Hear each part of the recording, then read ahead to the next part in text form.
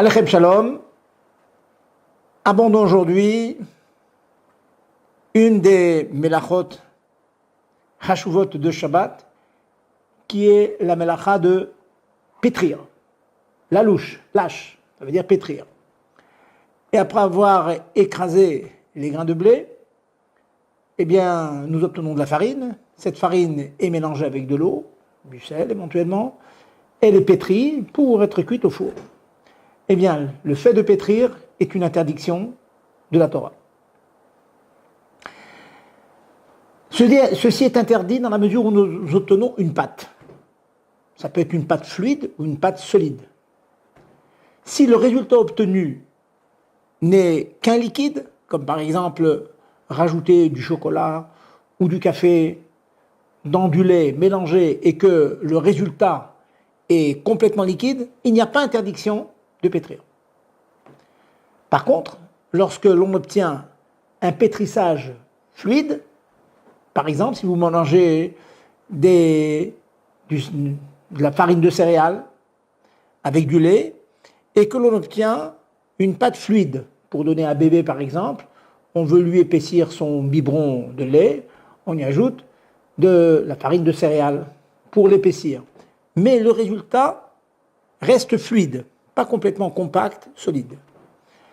Eh bien, dans ce cas-là, il sera recommandé de faire deux différences de ce que l'on appelle shinuyim par rapport à l'habitude, qui consiste, premièrement, à inverser l'ordre de rencontre entre le solide et le liquide.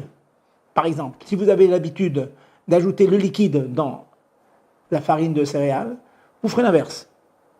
Vous mettrez le liquide dans le bol et vous rajouterez la farine en question.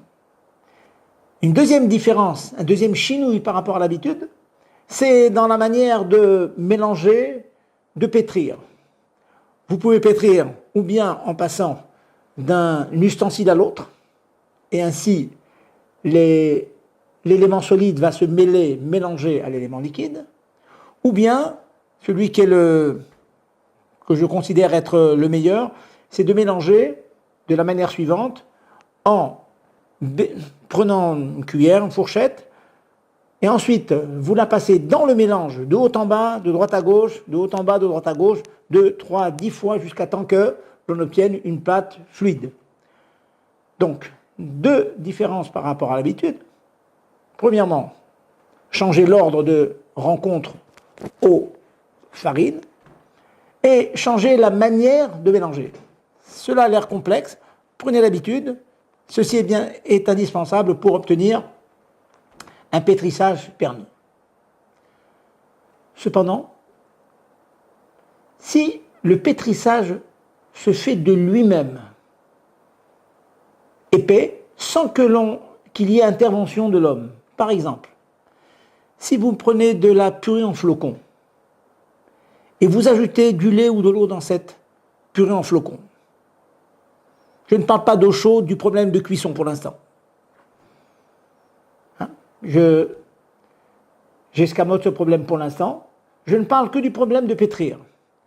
Dans la mesure où le pétrissage se fait de lui-même, nous avons une source dans le Talmud qui interdit cela. Car le pétrissage se fait de lui-même, même qu'effectivement on a l'habitude de mélanger pour rendre la purée de pommes de terre, les flocons de pommes de terre plus onctueux, mais même si on ne le faisait pas de toute façon, les flocons vont se coller les uns aux autres grâce à l'eau. Cela est interdit. Donc, on ne fait pas de purée mousseline pendant Shabbat. Si le bébé a besoin absolument de prendre de la pomme de terre, eh bien vous pourrez écraser de la pomme de terre. Rappelez-vous, nous avons dit de préférence avec un chinouille. Vous attrapez les dents de la fourchette et vous écrasez avec le manche de la fourchette. Cela est permis. Vous obtiendrez ainsi de la pomme de terre écrasée. Mais les flocons sont interdits. La troisième éventualité, c'est l'obtention d'une pâte épaisse. Cela est plus difficile que la pâte fluide dont j'ai parlé. A priori, on ne fera pas un mélange où l'on va obtenir une pâte épaisse. Imaginons par exemple qu'on va écraser une banane, on va y mélanger du jus de raisin, on va mélanger tout ça, on obtient une pâte épaisse. Cela a priori est interdit. Dans la mesure où on obtient une pâte épaisse, a priori c'est interdit. Cependant, en cas de grand besoin, la halakha prévoit que nous nous appuyons sur de nombreux décisionnaires qui permettent quand même le mélange banane écrasée ou, comme j'ai dit auparavant, les céréales écrasées avec un liquide, dans l'ordre inverse de l'habitude, et bien sûr en faisant toujours le chinouille, la différence par rapport à l'habitude, qui consiste à ne pas mélanger de manière forte comme ça, de manière habituelle, mais de haut en bas, droite à gauche, haut en bas, droite à gauche, jusqu'à ce que le mélange se fasse. En deux mots, lorsque l'on veut obtenir un pétrissage fluide, on fait deux chinouilles et c'est permis a priori. Si on veut obtenir quelque chose de solide, a priori, on ne le fait pas. En cas de grand besoin, pour les besoins d'un enfant qui a besoin, on va dire pour un kidouche, on va obtenir quelquefois certaines nourritures qui sont un peu pétries parce qu'on a beaucoup de monde, on n'a pas eu le temps de préparer le kidouche avant Shabbat. On pourra le faire, mais en prenant toujours la précaution de changer l'ordre de rencontre solide-liquide et de mélanger et de faire une différence par rapport au mélange proprement dit. Bon courage et bon appétit.